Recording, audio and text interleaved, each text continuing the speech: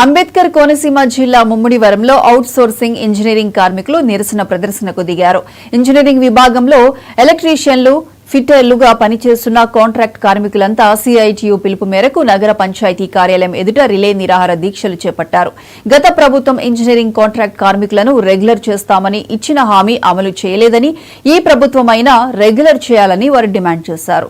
సంఘ అధ్యక్షులు పెట్ట శివప్రసాద్, ఏపీటీఎఫ్ జిల్లా అధ్యక్షులు మునీశ్వరరావు ఈ దీక్షకు సంఘీభావం తెలిపారు.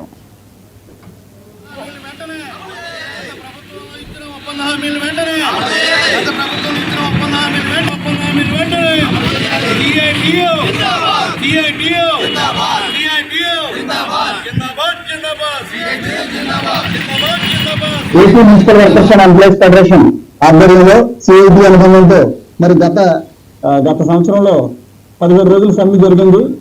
అప్పుడు ఉన్నటువంటి ప్రభుత్వం మా యొక్క డిమాండ్స్ ని అంగీకరిస్తూ జీవోలు విడుదల చేయలేదు.